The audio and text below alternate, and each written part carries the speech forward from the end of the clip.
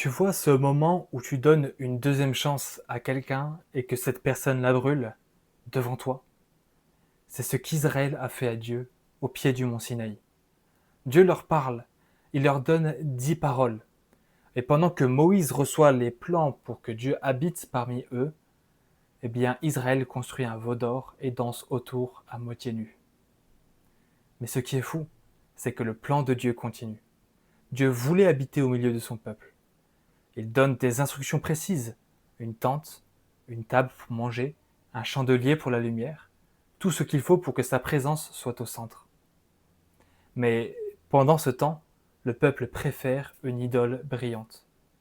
Ils auraient dû s'approcher. Au lieu de ça, ils prennent peur et ils fuient. Ils n'étaient pas prêts. Les 10 mots n'ont pas suffi. Alors Dieu doit détailler. Et pourtant, après le scandale du veau d'or, eh bien Dieu renouvelle l'alliance. Et le projet reprend.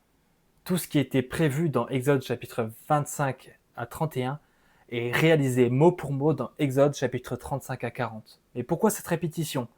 Pour dire que malgré tout, Dieu avance. Et ce message, c'est un écho à toute la Bible. Dans la Genèse, Dieu crée une sorte de temple-jardin.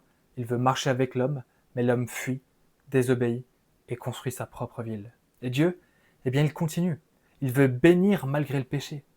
Exode le montre clairement. Même le peuple sauvé de Dieu et choisi de Dieu agit comme ceux au temps de Babel. Ce n'est pas un problème de nation, c'est un problème de cœur. Et pourtant, Dieu veut encore vivre au milieu d'eux. Comment est-ce possible? Grâce à un intermédiaire. Moïse intercède. Il monte entre Dieu et le peuple. Et grâce à ça, Dieu revient habiter au centre du camp. Mais Moïse ne suffisait pas. Il nous fallait un meilleur médiateur. Un Moïse qui ne resterait pas dehors, mais qui entrerait jusqu'au cœur du sanctuaire, non avec du sang d'animaux, mais avec le sien. Ce médiateur, c'est Jésus-Christ. La parole s'est faite chair et elle a dressé sa tente parmi nous. Dieu veut encore habiter avec des pécheurs, mais cette fois, il vient lui-même nous chercher. Ton péché te fait fuir Dieu.